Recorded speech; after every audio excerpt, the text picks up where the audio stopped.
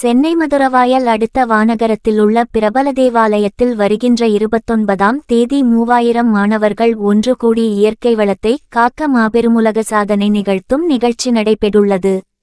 இதில் 3000த்திற்கும் மேற்பட்ட மாணவிகள் பங்கேற்று உலக சாதனையை நிகழ்த்த உள்ளனர். இந்த நிலையில் மதுரவாயலிலுள்ள தனியார் கல்லூரி மாணவிகள் உற்சாகத்துடன் பங்கேற்க வேண்டுமென கல்லூரி நிர்வாகம் சார்பில் அழைப்பு விடப்பட்டுள்ளது. இந்த உலக சாதனை நிகழ்ச்சியில் பங்கேற்கும் 3000 மாணவர்களுக்கு பசுமை குழு சார்பாக இலவசமாக மரக்கன்று தந்து அவரவர் தங்களது வீட்டில் வைத்து இயற்கை வளத்தை காக்க முன்வர வேண்டுமெனவும் கல்லூரி நிர்வாகம் சார்பில் அறிவுறுத்தப்பட்டுள்ளது.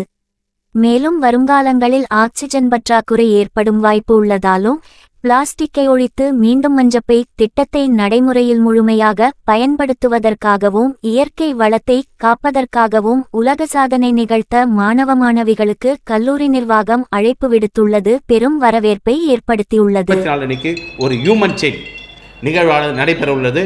இதில் 3000 மேற்பட்ட மாணவர்கள், பெற்றோர்கள், சமூக ஆர்வலர்கள், இயற்கை சார்ந்த சமூக ஆர்வலர்கள், வழக்கறிஞர்கள், அரசியல் பிரமுகர்கள், தொழிலதிபர்கள் மற்றும் காவல்துறை உயர் அதிகாரிகள் அனைவரும் கலந்துக்கிறாங்க.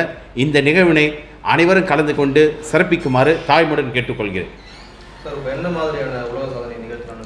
இது பார்த்தா மாணவர்களை வைத்து பசுமை புரட்சி பண்ணுற போல சார். இது குறிப்பாக பார்த்தீங்கன்னா எல்லார்கிட்ட மரக்கன்று கொடுக்கலான்னு இருக்கிறோம். பசங்கக்கிட்ட கொடுத்து வீட்டில் எடுத்து போய் இடம் இருந்தால் அந்த வீட்டில் எடுத்து போய் அவங்க நடலாம். அப்படி வீட்டில் அவங்களுக்கு இடம் இல்லைன்னா நாங்களே ஒரு இடத்துல பொதுவான இடத்துல நட்டலான்னு சொல்லியிருக்கோம் ஐயா. அப்புறம் மீண்டும் மஞ்சப்பை, ஏன்னா தமிழக முதல்வருடைய இது மீண்டும் மஞ்சப்பை தான். ஏன்னா மீண்டும் மஞ்சப்பை நாங்கள் போன வருஷம் நாங்கள் பண்ணோம். இந்த வருஷம் அதையும் மீண்டும் மஞ்சப்பை மீண்டும் நாங்கள் துவங்குகிறோம். எங்கே போனாலும் இப்போ பிளாஸ்டிக் தான் இருக்குது. இப்போ பார்த்தா மிக்ஜாம் புயல் வந்தது. மிக்ஜாம் புயலில் மெயின் ரீசனே பார்த்தீங்கன்னா அடைப்பு பார்த்தா எங்கன்னா எல்லாரும் அந்த பிளாஸ்டிக் பை அங்கங்கே போட்டுரும். அதால் எல்லா பாதிப்பும் வருது. ஸோ அதெல்லாம் அவாய்ட் பண்ணி மீண்டும் மஞ்சப்பை. அதுக்கப்புறம் மெயினாக சொல்கிறது என்னென்னா கிட்டத்தட்ட ஒரு 10 லட்சம் மரக்கன்றுகள் இந்த மிக்ஜாம் புயலில் நாசமாயிடுச்சு.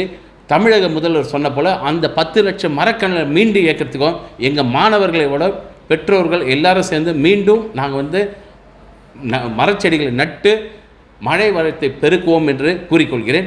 மண் அரிப்பை தடுக்குவோம். ஏன்னா புகையில்லா, ஏன்னா பார்த்தீங்கன்னா ஓசா மண்டலம் பாதிப்பாயினே இருக்குதுன்றாங்க. அதெல்லாம் அவாய்ட் பண்ணுறதுக்கு தான் இந்த ஒரு விழிப்புணர்வு ஆட்டம் தான் இந்த நடைபெற உள்ளது.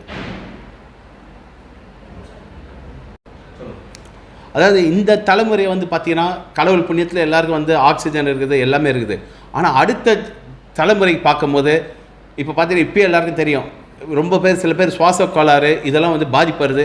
அதெல்லாம் இல்லாமல் இருக்கிறதுக்கு இப்போ அதாவது விதைத்தவன் உரங்களாம் விதைகள் உறங்குவதில்லை போல் இப்போ இந்த மாணவர்களை வச்சு இந்த பயிற்சி நடைபெற உள்ள உலக சாதனை அவங்களுக்கு மற்றவர்களுக்கு ஒரு விழிப்புணர்வாக இருக்கும்னு சொல்லி தான் நாங்கள் இது பண்ணுறோம். அடுத்த தலைமுறைக்கு ஒரு நல்ல ஒரு வளமான ஒரு பாரதத்தை உருவாக்குவோம், தமிழகத்தை உருவாக்குவோம் என்று கூறிக்கொள்கிறேன்.